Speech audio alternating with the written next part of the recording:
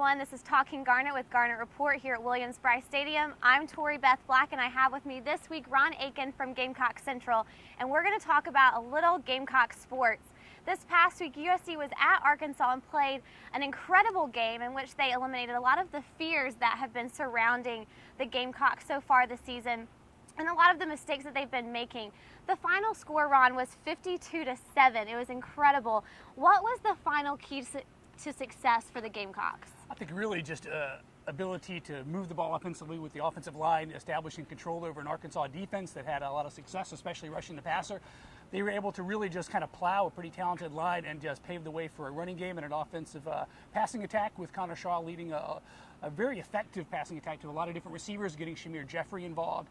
And really, they were basically unstoppable on offense. That got a lot of the problems right, and able to hold the ball for long drives and then get 3 and outs from Arkansas. And really, like you said, it was a game where, gosh, 52-7, everything went right that could go right for South Carolina from a turnover perspective, from a special teams perspective, and emerging a couple of names there we can talk about here in a bit. But it was just a chance to get right on the road at a very important time in the season, especially given what we also saw happen with Missouri and Georgia that same day.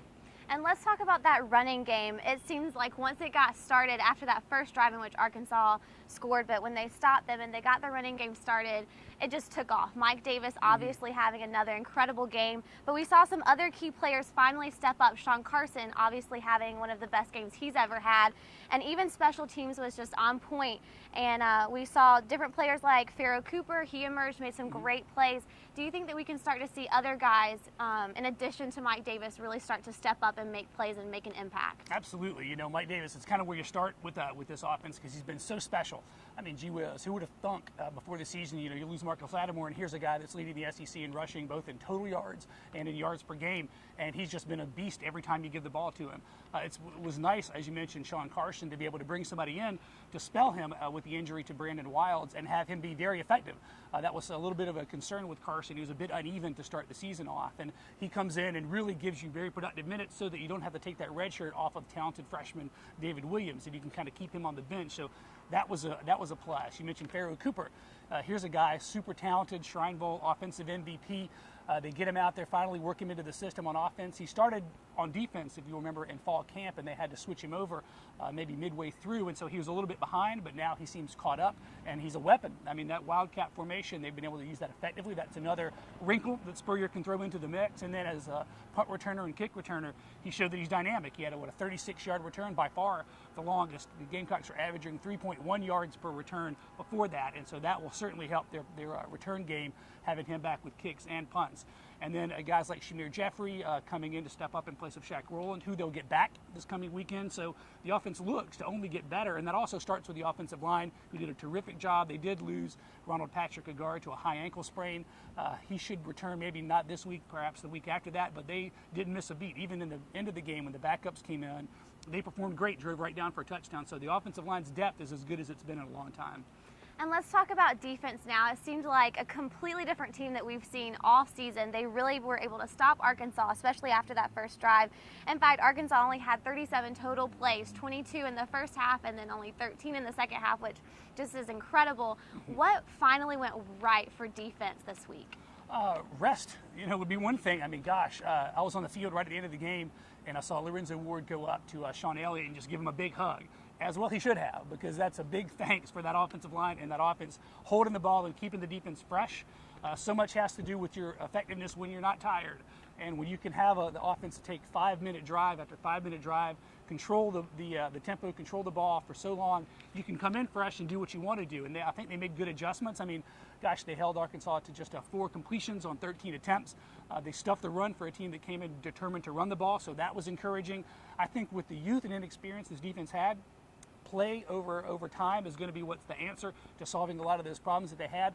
And this was a game where, thanks to the offense and the big turnover to give them some momentum, all they can do is have confidence going forward from the defensive perspective. Well, it seems like the Gamecocks have a completely new team, and they can just start over afresh to a certain extent, especially with other big SEC teams like Florida and Georgia both losing this past week. But even Spurrier, in one of his first comments in the press conference after the game, said, "Can we continue to play like this?" Do you think, especially this week going to Tennessee, another on-the-road game, will the Gamecocks be able to continue to play like they did at Arkansas? I think the answer is probably yes, because the test for whether something can last or not is whether the results are repeatable. And I think with this offense, they've shown that these are repeatable results. They do the same thing. They get their yardage. I think they're third in the conference in rushing, maybe 6 in total offense. They're getting their yardage every week, regardless of whether it's on the road or at home. So that's a good sign going forward that they can continue to do that. Like I said, plus they get Shaq rolling back, so they're rolling forward in a way that has no indications that it's ready to stop. The defense seems to be progressively getting better. It's still kind of a bit of a weak schedule in terms of the road, which is great because it lets you go into Tennessee, who had a week off, but it's still a struggling program. Justin Worley has also been a bit uneven this season. They had a big game against Georgia that got away from them, so they'll be motivated, but this is clearly a case where South Carolina should be the superior team going in. And then you've got a Missouri team that looked, well, they're on top of the SEC right now.